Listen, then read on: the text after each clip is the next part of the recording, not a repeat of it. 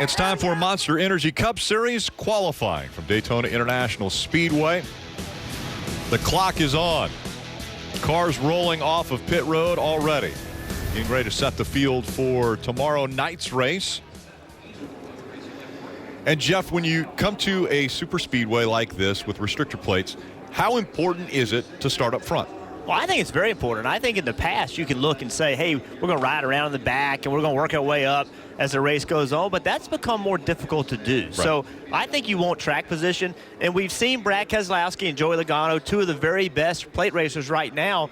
When they get done qualifying, they're going to fight when the green flag drops to keep those good starting positions that they've been getting. So that tells me how important it is. So I just think it's changed. I think the way you plate race has changed, and that makes today more important than it was in the past. All right, let's go to our crew chief on the Peacock pit box, Steve Letarte. Yeah, I agree with what Jeff said. You know, the thing about track position here at Daytona is everybody's going to want it. So the issue is, how are you going to get it? And the best way is to start up front. The other idea of today is this is that moment, Jeff, where the teams kind of get to do a little bragging on themselves. Today is the majority about the car. While the driver has a responsibility to run right around the bottom of the racetrack, right on that yellow line, this is that moment that you can kind of give your driver the shot in the arm and prove to him how fast his race car is for the race later tomorrow evening. And stage racing has changed strategy as far as if you're going to ride around the back and avoid any kind of accidents.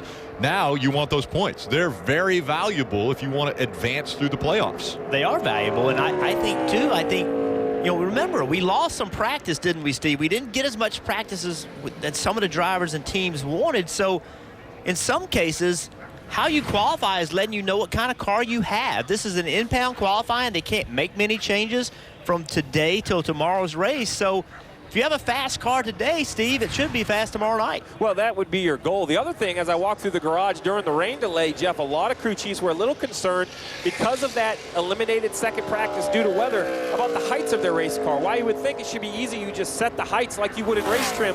When these cars go out there by themselves right now, they actually have a tendency to travel more because they're not in a draft. There's not a car in front of them pushing the air up and over their race car. When you're breaking the wake yourself, kind of like a boat on the lake, the air has the most pressure on your car. So there were some crew chiefs that said, hey, keep an eye on my car. I might be throwing a few sparks in qualifying. That's an interesting point, Steve. A lot of us would think that because they're not going as fast as what they would be going in the draft, that they would travel less. But you're saying that they can travel more on their own. Yeah, it's amazing. But basically, by yourself, there's that much more air pressure. Even though you might be going 6 or 7, 8 miles an hour slower, they expect their cars to travel more. So it's going to be interesting to see. Another note, guys, is think about this. It's been a long time this year since this happened, but 41 cars here in Daytona, Rick. That means one of these cars, as we see Timothy Peters puts up his lap time just over 49.7 seconds. One of these non-chartered cars, there's one extra car here, won't make the race. So fighting for a spot in the Coke Zero Sugar 400. Landon Castle has been out on the racetrack, and he has posted the fastest time. They're shooting to be in the top 12. This is the first round of 2. If they end up in the top 12 after the first round, they will have a shot at the pole. And, of course, one of those top 12 starting positions. Castle has set the pace at over 185 miles per hour by himself. Pretty good lap. We have seen in the past drivers like Chase Elliott. Hendrick Motorsports has actually been very good as far as qualifying here at Daytona.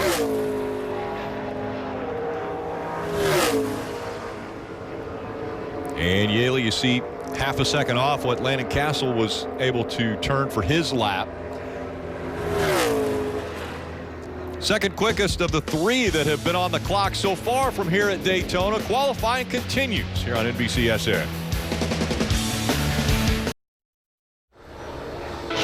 Joey Gase, now the fastest in Daytona. He ran 185.361 as his average speed around this 2.5-mile super speedway. 31 degrees of banking in both turns 1 and 2 and 3 and 4. And the big story right now has to be the drivers that are fighting to make the race. As we just heard, there's 41 cars. There are only 40 spots. So there are a handful of drivers that are fighting for 4 spots. So 5 drivers, 4 spots available. Yeah, right now, they're Landon Castle, he's in because he ran faster than Timothy Peters. So you've got Landon Castle, Timothy Peters, DJ Kennington, Jeffrey Earnhardt, and Brendan Gaughan. They're the they're the 5 guys that are racing each other. The slowest of those 5, that's a guy that's not going to start this race on Saturday night. Ray Black Jr. is able to move the car up to the 3rd spot right now of the 5 that have already been on the racetrack. Again, they're sending a car after the car gets up to speed and goes past pit road. They will send the next car out for it to get up to speed. And this is a much better single car qualifying process than we've had in the distant past. Steve, I can remember coming here and you'd run 2 laps of qualifying and it would be 40-something cars. It would take forever. Now you just run 1 lap, and as soon as they can, they send the second car, and it's so much more efficient and so much better. Amen.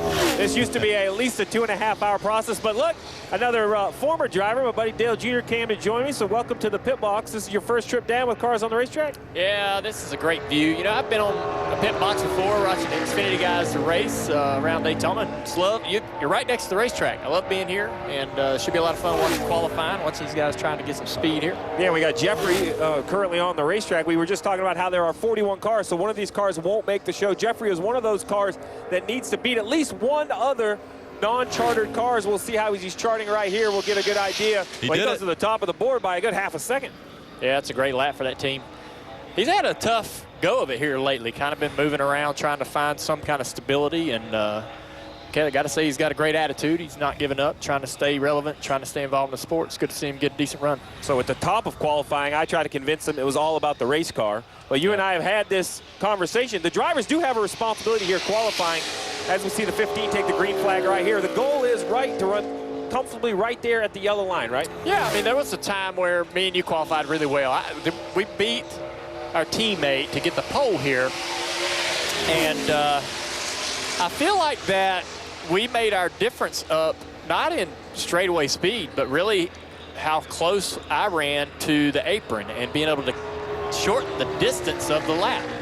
And so, without hitting the apron. Right, yeah. You got to be right in between. Get as close as you can to the apron without letting the splitter or the side skirt or anything contact that the apron and slow the car down, because that'll certainly knock speed out of the car. I guess the best scenario or the best story I can tell you from that is when I first went to, there you see Chastain's lap, the 48.03. I believe someone has joined Steven Jr. down on the Peacock pit box. Is that right, guys? Rick, I told you, just give it time and it'd be the most popular place in Daytona. He improved the popularity, but then you bring it to a whole new level. So pretty good seat. Yeah, you know, I'm just honored to be here. 2 guys hanging out. I saw you hanging out here yesterday, kind of watching practice and things like that. And it is a good spot. You get to see everybody launch it. And so I said at the start of the show, here we go, that the driver matters in qualifying. The driver can make a difference, and he can make a difference for the good or for the, he can ruin the lap. What do you think about that? I'll agree with you to an extent of the driver matters, but not nearly as much as other racetracks. You know, a lot of it here is, aero and motor and stuff like that, but if the driver doesn't launch off pit road good, that's another thing. Or doesn't hit his shifts right, that can slow you down. And so it matters here, but just not as much as other racetracks. The first time I tried to qualify in an Xfinity Series here, I pulled off pit road like I was driving out of my driveway, and Tony Sr. cussed me out over the radio. What are you doing? I was like, I didn't know that mattered, that I got up to speed as fast as I could. But I also feel like I think that the line you run, like how close you can get to the apron, obviously without hitting it, is important. It knocks feet off the distance of the lap.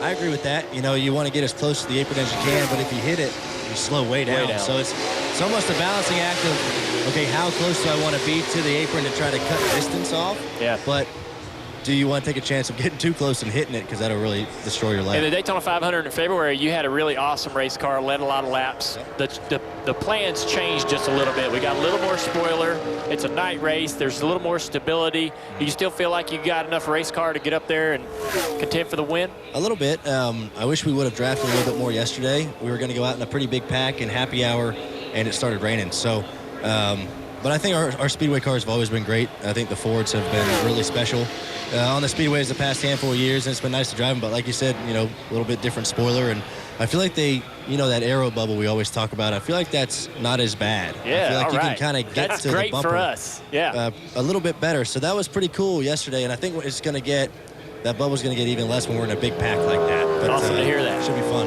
Yeah. I told you this is where the cool kids would be, so they're jealous upstairs, Jeff. So I hear you have some questions for our guest. Yeah, I just want to know if he would disagree with Junior sitting in front of him. You know, you can't. I've tried that before. I've tried disagreeing with Dale in front of people, especially on television, and it doesn't work out. Never do it on Twitter. Never do it on Twitter. No, never on All Twitter. right, You'll well, lose listen, that But there's, Ryan, wait a minute. You're also his neighbor, so you got to be careful there, No, too, no, right? Not Neighbor. anymore. He kicked Not me out. anymore. Oh. He's been evicted. He evicted me one That's day. not but, true. all right, well, we don't want to hold you up because if we have somebody miss our qualifying time, that would be a major strike be the against last pit guest box. we have. That's right. well, So, I could probably own a little bit of stake in the pit box then if I hey, missed it. good luck, But double thanks- duty. thanks Good for luck having me. tonight. Double duty would be covering Come that back, see race. us. All right, will do. Thank you. Thanks, Ryan. Thank you. And Darrell Wallace Jr. is 14th quickest on his qualifying run. We saw also, I want to jump in quick. We saw Denny Hamlin. He went out. He's in the top 12 right now. He's currently 9th quickest. So he's trying to hang on to that spot, as well as Martin Truex Jr., 6th quickest on his qualifying effort. Yeah, Darrell Wallace Jr. is not going to transfer into the top 12, obviously, but the highlight of their year so far has been the Daytona 500, where he finished second, and that cool scene with he and his mom in the media center after, and they both start crying because they knew the journey it took to get here. And you have to think that tomorrow night, those two, including his mother, have this race in their mind. Like, this is a race. He finished second the last time he was here. Maybe this is the time he can get his first win. Said he wanted to make his family proud, and he was doing a heck of a job there. Kyle Larson, speaking of heck of a job, what a finish at Chicagoland a week ago. He then went out and did some dirt track racing on Monday and Tuesday, finished second in a sprint car race on Monday, and won the sprint car race on Tuesday. So he's got the momentum. Not as much in this qualifying run, though, as he's 0.4 of a second off. You think back to Chicagoland, and he tried the slide job on Kyle Busch. It didn't work, didn't get up in front of him, but he did clip the left rear, put him into the wall. That slowed the momentum of the 18 down enough that he was able to clear him into 3. But Kyle Busch said an eye for an eye. Got into the back, then into the wall, then as the 42. And by the way, an amazing save by the 42 of Kyle Larson. He saves it, finishes second. Kyle Busch ends up winning. It was such an amazing save that Kyle Busch didn't know he finished second. Yeah. And when the race is over, he's like, wait, he finished second? You know, it was that in-car ride with Kyle shifting gears, and I mean, it was spectacular. And Jeff, tell me about, I mean, as a driver, yes, they were bumping each other, as we see. It was a pretty good lap for Michael McDowell. A really good lap. Look at this. 0.2 of a second off of Bowman. Could McDowell stay up in the top 12 and advance into round 2? Got that. P5. Nice, very nice. Good job. P5, but as a driver, the bumping and banging, yes, it might frustrate you a little bit, but those guys had huge smiles on their faces saying, man, that was awesome when they got out. Yeah, it was awesome, and it all happened the way it was supposed to happen. You know, Kyle Larson went in there, got real aggressive, got in the side of Kyle Busch, so that opened the door. That gave permission to Kyle Busch to kind of pay him back. It would have been interesting to see what would happen if Kyle couldn't have got to him, right? But he could get to him, and we were all treated to two of the best drivers we have in the sport, just going at it, man, and just bringing all they've got, and that's what racing's about. And we were treated to an unbelievable race, and that was the highlight of the race. Yeah. But the entire race was great. The stage 2 battle, that was fun. The whole race was good. It started with Paul Menard on the pole. He had won the pole, just his second pole in his career. And now as he comes out of turn 4 in the red and 0.7 of a second off of what Bowman has run. Yeah, not a pole today. That's not going to make us down in 20th. So that's a disappointing run right there with Eric Jones. Again, I have to wonder what teams have decided that they're going to try to make these things add some downforce, which adds drag, which takes some speed out of them, but maybe they'll drive better. That'll give them a chance to do what they want to do. But Chase Elliott, it wouldn't surprise me to see this team have a shot at the pole. Oh, I agree. You can hear. Oh, yeah. Here right there, that's the skirts dragging the racetrack a little bit. I agree, Jeff. I think this 9-car, Alan Gustafson on the pit box, they are so good. Since the format went to this one lap, top 12 advance, this 9-car, even when it was the 24, it's the same team. they have been so good at qualifying here, Dale. Yeah, I got Bowman winning the pole in the NASCAR Fantasy League, so I need Elliott to qualify. Well, that's obviously this is obviously going to cost me You've some never points. seen such a sadder face than that comparison right there. This team is sat Look at on this. 6 of 8 poles. Wow, this 6 is of fast. 8 on restricted Look points. We got at that. another round. We still got another round. That's right, but you're going Ain't to over lose. yet. Well, unless they're going to run down the tri-oval right now, the 9 looks like he's got the clear Bowman's advantage. going to have to cut through the pit lane to get me to pole. How about Hendrick Beat that Motorsports, lap. guys? First, second, third, Hendrick Motorsports. Very impressive. Chris Buescher is 18th quickest here at Daytona International Speedway as qualifying continues. The 25-year-old from Prosper, Texas, got his first career win back in 2016 at Pocono, another 2.5-mile racetrack, is getting up to speed now. We see Allmendinger, and in the red to Hamlin, who right now is on the cut line for round 1, and Allmendinger is going to be 18th quickest on that lap.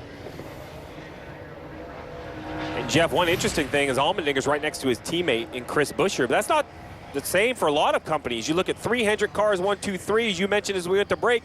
The 4th Hendrick car down there in 13th. We see the Chip Ganassi Racing cars in 9th and 20th. So some separation within teams, Jeff.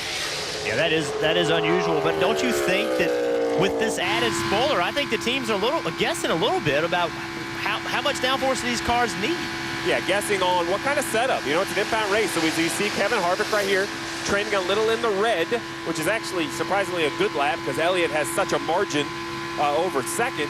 You know, I think you can definitely dial some straight line speed out by putting stability in just by raising the back of your car a little bit. I'm sorry, Junior. Remember, this Kevin Harvick sat on the pole at Talladega. So they've got a really good restrictor plate program. He's in the green compared to Hamlin. Oh, he's going to be top 12. He's good. Moving on into round 2. Kevin Harvick puts a great lap down. He's 4th quickest. Only 6 cars still to take time. Talking to the drivers, Jeff, it doesn't sound like they're as concerned with the balance as they were in February. They say that the added spoilers really made the cars a lot more comfortable.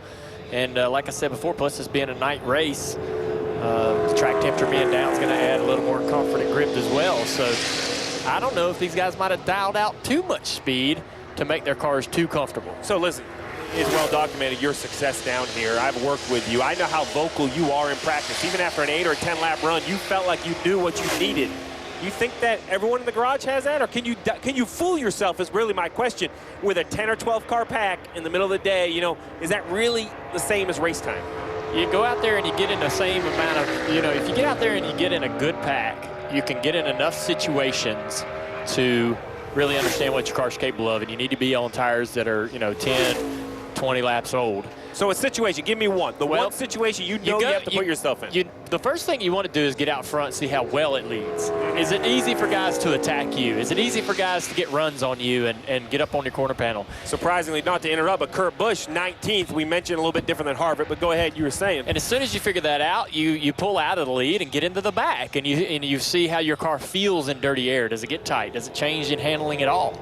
And also, does it get runs?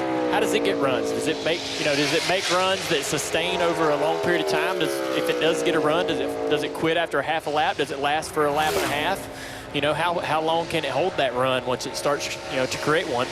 And those are the things you bring back to the crew chief and say, hey, fix it. I got a problem with that. It's not, you know, change the cowl or do whatever magic you got to try to get my car to do this or that and the other. And the good thing is these crew chiefs have a longer list than they've ever had with some of these rules this year. We talked to Ryan Blaney just a minute ago, just inside the top 12, Dale. Maybe he should have listened to you about the driver has more input. Well, he's gaining in the corner. That's always a good sign.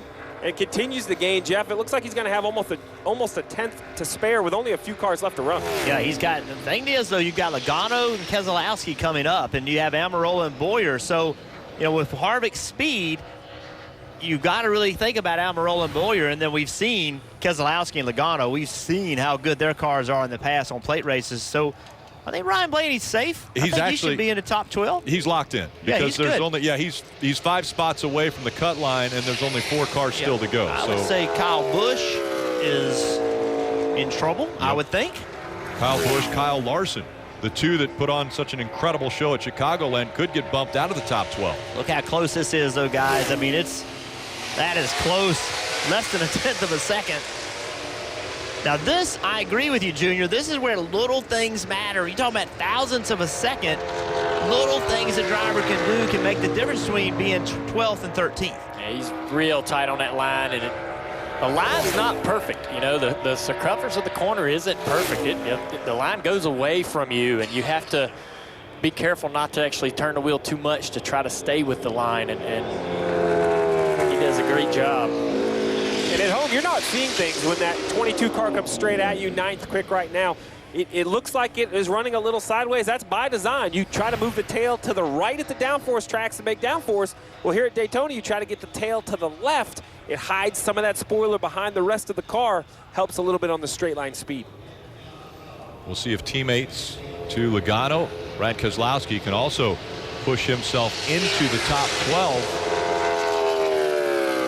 In relation to Chase Elliott, he's not going to get the pull. It's going the wrong direction, but he needs to be faster than Kyle Larson. Kyle Larson has run a 47.086. And in relation to Larson, he's a tenth of a second better. And that's continuing to grow. So a great lap being put together here by Brad Keselowski. And we've heard everybody talk about how Brad Keselowski is one of the better plate racers in NASCAR today. Yes, good lap. These cars, Logano and Keselowski, when you talk to the drivers, those two names come up all the time as the best plate racers right now. And Steve Letarte just gave an explanation of why you're seeing what you're seeing. Well, check out Atlanta Motor Speedway. Check out the left rear of Kevin Harvick's car compared to the yellow line, how far away it is. The left front fender, it's right on the yellow line. Well, here, it's exactly opposite. The left rear quarter panel of the 17 car is almost on the yellow line, and the fender, the front fender, is off. So that is a difference. You want that car skewed the reverse way. And watch it going down the straightaway. So the 17 car, the left rear quarter panel, is toward the infield of the car. That's hiding that rear spoiler. That's what it's doing to make less drag, to make as much speed as you can. That helps in the corner as well as the straightaway. Just 2 cars to go in this first round of qualifying, and it's Eric Almirola's turn. And he is outside the top 12 right now. Martin Truex Jr. trying to hang on to that spot. And Jeff, to add a little bit, not only does that help the straight speed, but that also does take a little bit of, we talk about handling, it takes that away, because as the tail goes that way, you lose side force, lose down force. As we see Almirola 25th position, he will not advance to the top 12. So I don't think it's by chance that some of these guys are towards the front and someone like Almirola back in 25th. I think these are decisions the teams have made. Now, I'm not sure they exactly know the speed choices they made because they lost that second practice, but you know, that's what a crew chief has to do. Steve Stenhouse has been quoted as saying he thought his car was extremely comfortable here in February. He wasn't dealing with a lot of the handling issues that a lot of drivers were, and I talked to him today, and he reiterated that comment. So you see his car is very aggressive on the skew, and I think that they also were feeling comfortable to dial out some of the balance to go for that speed. Well, you talk thousandths. We're trending basically 0. Truex or Bowyer, who will advance to the second round? Wow, that is close. Boyer's looking good now as he's in the green and going the right direction. This could mean Martin Truex Jr. will get bumped out of the second round. Into the tri-oval for Bowyer. Can he hang on to it and advance into the top 12? He does. Clint Bowyer, 9th quickest on that lap. He will be a part of round 2. The fastest, Chase Elliott, over 193 miles an hour. NASCAR on NBCSN is brought to you by Monster Energy. Unleash the beast. Round 1 complete. That means that positions 13 through 40 are set. Martin Truex Jr. was closest to making it into round 2, but did not advance. Kyle Larson, Kyle Busch, Denny Hamlin. You see a lot of big names back here that didn't advance into that top 12. Paul Menard, pole winner last week in the 30s. And Timothy Peters does not qualify. How close was it between Austin Dillon and Martin Truex Jr. Jeff, show us. Well, we have the lap tracker that we can show how close things are. So they're entering turn 1. You can see Austin Dillon is just out a little bit on Martin Truex. He did it from the start-finish line to turn 1, and then the rest of the lap kind of stays like this. So I don't know if Austin Dillon did a little better job of getting up to speed, carrying that speed to the start-finish line, because once they get locked in like this, it stays there the entire time. So Austin Dillon beating Martin Truex for that last position to move into round 2 of qualifying by 4 feet. That's all it was 4 feet. The other thing I was noticing is the 78 moves around a little bit, where the 3 has held his line perfectly almost the entire lap. But it really didn't make any difference. So you saw they kind of stayed locked in there. It was really from the start-finish line to the entrance of turn 1 was where all the speed came. And I just have to believe that's about getting up to speed, going through the gears, not putting drag on that car, not turning the wheels any more than you have to coming to get this green flag. And a little inside the organization, who will win the pole? Elliott Bowman and Johnson fighting for it. Run more than one lap. Well, look, we showed you right before this round started how close it was for the 3 to make it and the 78 to step out, Dale. And that could be, I mean, we're only a few miles from the beach, right? It could be a gust of wind. It can be one team does a little better job with the oil temperatures at different times. So I like the fact that you have to go and back it up. If you were good enough to be in the top 12 the first time, now you have to back it up. I agree with that, but I don't know that anybody's got enough to gain what they need to beat that 9 car. I mean, he is so far out there.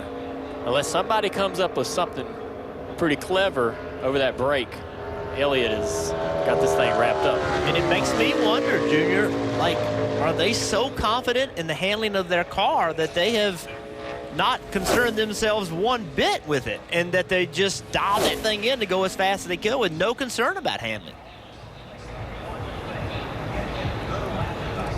Well, if they sit on the pole by 2.5 tenths, they'll have wished they left a little. I don't, as a driver, I'm like, don't dial any speed out of it. You know, don't slow it down. Well, hey, man, I've seen the Hendrick car spin around backwards on these plate races a lot lately, so I'd be a little concerned. I would too, but you come back every time thinking you got it fixed, because you don't bring the same thing back. You always try to make an adjustment to try to fix that. And over the last couple of times that I did get the chance to drive the car at HMS, that had improved. And I don't think that they're handling issues where the cars just spun out by themselves. I think they've got that sorted out. And they were pretty competitive in the 500. Chase Elliott was. So give him a strong car. I want that speed. 47.047 for Austin Dillon.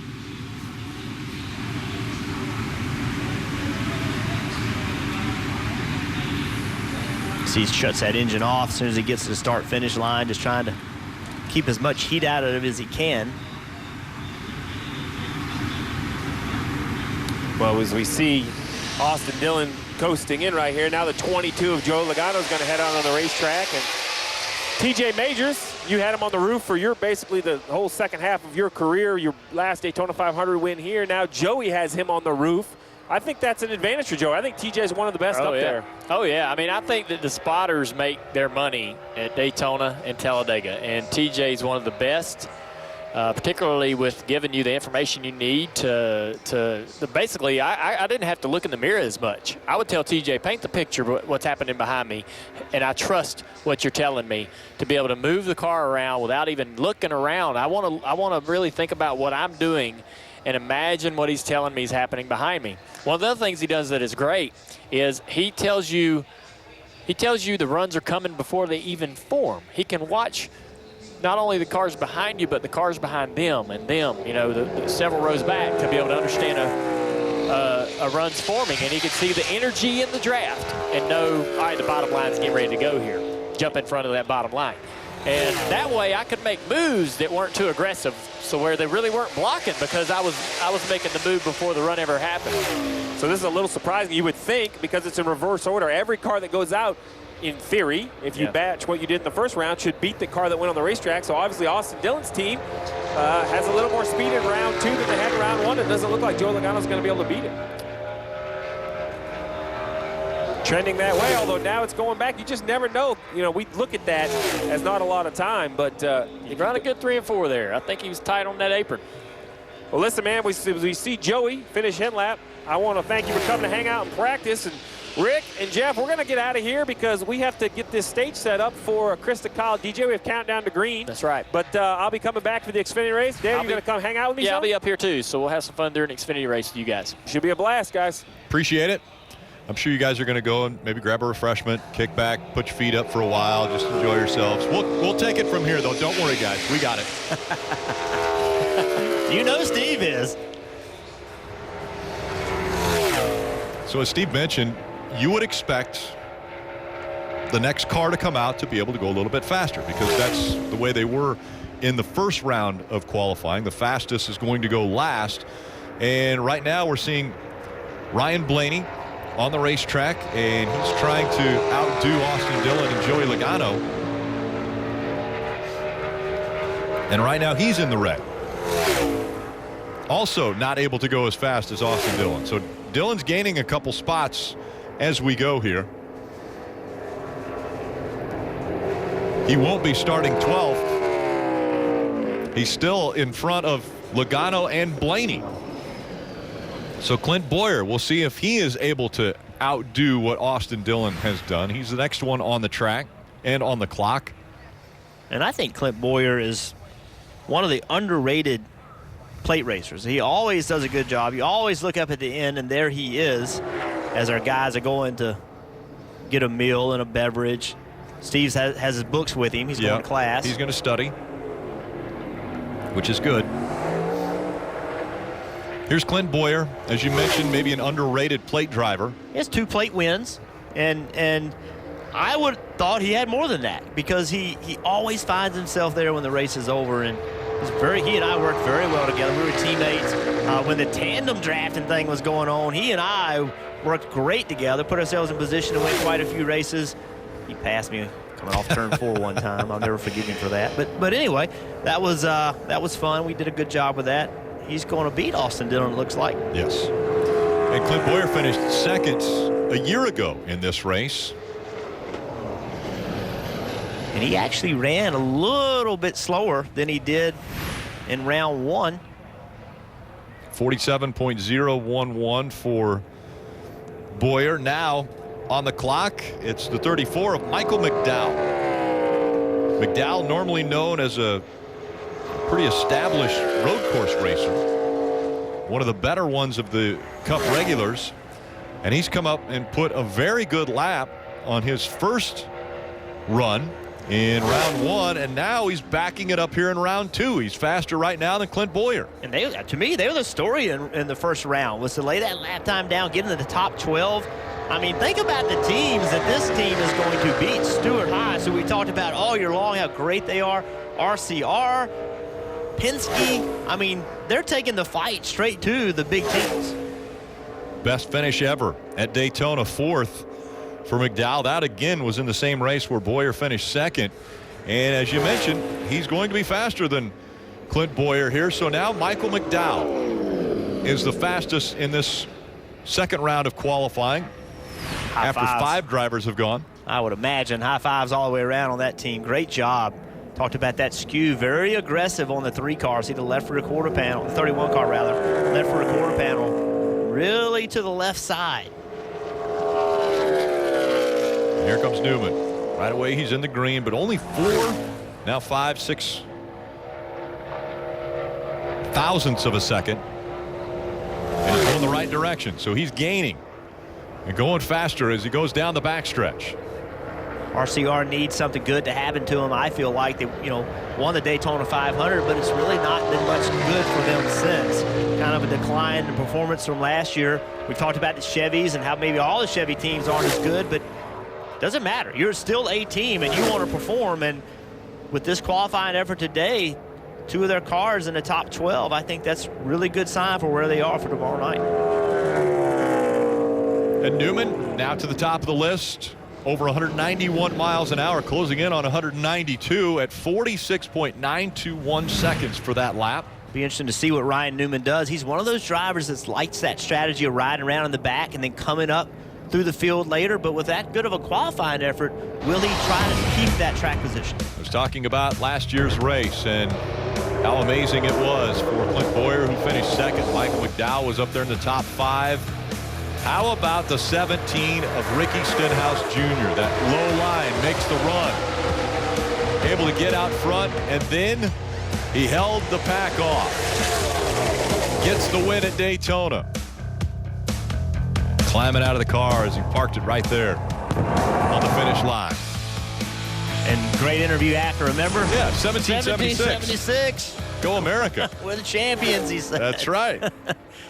Very patriotic speech at the end of that win. Ricky Stenhouse Jr. in the green. 9/100ths of a second faster than what Newman was able to run. So Ricky Stenhouse Jr. now is guaranteed a top 6 spot. And we saw that race that Ricky Stenhouse Jr. won, and we talk about Daytona and how unlikely finishes we have here. Well, top 6 in a running order, the first lap of overtime. Look who these guys are. Yeah. You know, we don't see Kevin Harvick. We don't see Kurt Busch, Kyle Busch. We don't see Jimmy Johnson. We see guys you don't normally see contending for wins, although David Reagan has 2 plate wins. We see Stenhouse Jr. and Roush, how good of a job they do on these plate races. But this is an opportunity, and who's going to take advantage of it? Marty. Hey guys, how cool is it to see Michael McDowell in 3rd right now? You know, the worst this is going to be is 8th. What kind of an accomplishment and statement is it for your team? Yeah, this is just great. Everybody at Fromo Motorsports working really hard on a super speedway program. Can't thank Doug Yates and Roush Yates Engines enough. Everybody at Ford, we know our super speedway motors are fast. And everybody too at Roush Spinway for helping us get this body on. This is a really fast K-Love radio Ford. I'm excited to race tomorrow night. Definitely the best I've ever qualified here, and yeah, it's a lot to be happy about and thankful for the opportunity. Certainly neat, Rick, to see Michael McDowell in the 4th spot right now. Yeah, his best career start came at Talladega, 6th. And now we talk about fast Fords. There's another one with Keselowski.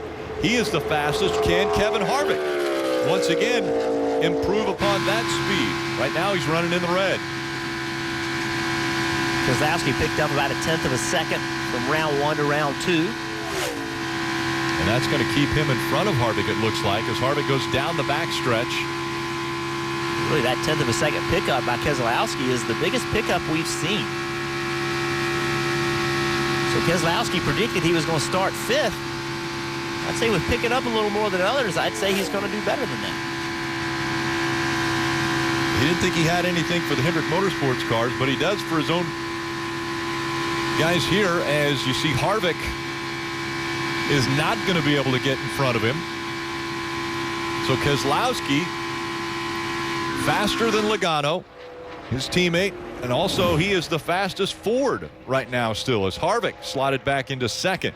And Harvick ran almost the same speed he ran from 1st round to 2nd round.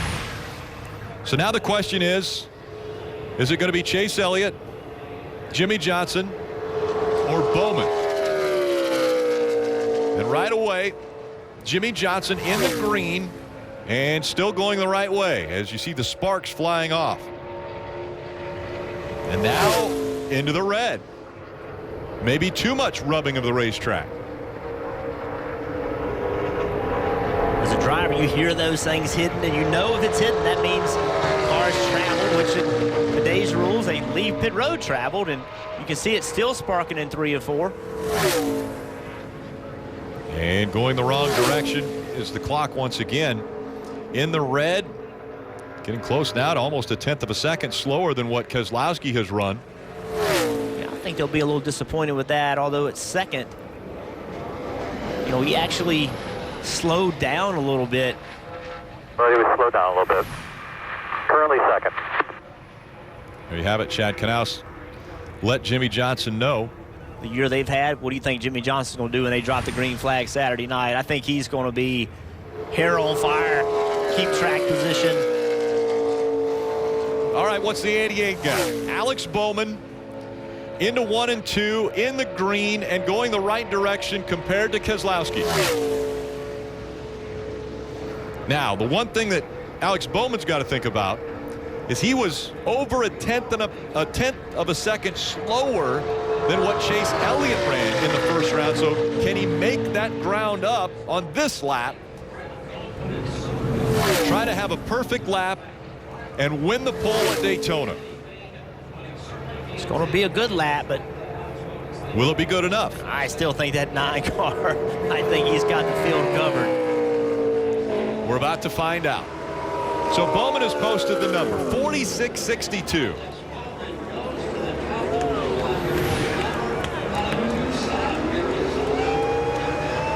Up to speed. Here comes Chase Elliott.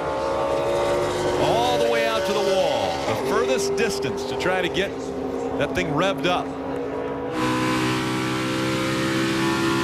It's right along. 3rd gear right now. 4th gear. And he dropped to the bottom of the racetrack there. He turned down, trying to get a little bit of speed, using that banking. So he up against the wall, turn left, get the car going downhill to try to build a little bit of speed. We don't see many people do that. Now he's going to go right against the wall, trying to make the track as big as he can possibly make it, trying to build RPMs to carry that speed to the start-finish line. I was wondering, will he come down there? He stayed out against the wall. Now he's We'll going to see turn right left, away.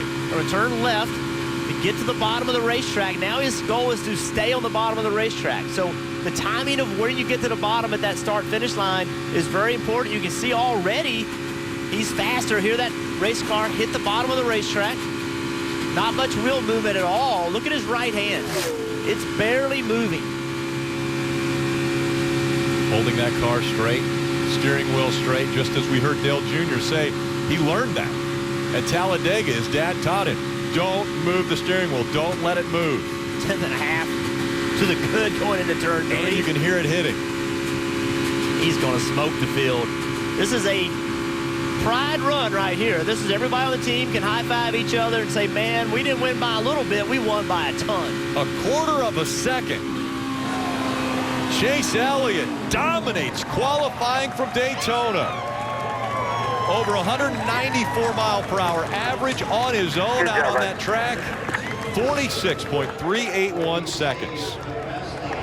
So slap many on the backs there for the guys. So many second-place finishes. Appreciate it. For Chase Elliott, trying to get his first Cup win, a dominating pole position. Can this be the start of what he needs to get that first win in the Cup Series? 22-year-old from Dawsonville, Georgia. Chase Elliott wins the pole. His 4th career pole. The last time he won the pole, February 2017 here. Marty. How about that for Chase Elliott, Rick? You knew the car was fast going into qualifying, Chase, because we talked about that, but did you know it was 2.5 tenths faster than the rest of the field? No, I didn't know it was that fast. Our Hooters Chevy's been nice all weekend, and we made a couple changes actually at the end of that last practice before the rain, and made it go a little faster. So I hope that translates to a good driving car tomorrow night. So obviously a lot of speed in our Chevrolets. I've said this before, but we've put a lot of effort into our speedway program at Hendrick Motorsports, the engine shop, the chassis shop, the body shop. We take a lot of pride in coming to these races. They pay the same amount of points as the rest of them, so it matters, and our team treats it that way, and their hard work pays off. So when a team puts in an effort like that, how much pep does it put in your step for tomorrow night's race now? Well, I think it gives everybody confidence. Having a good pit stall is certainly nice.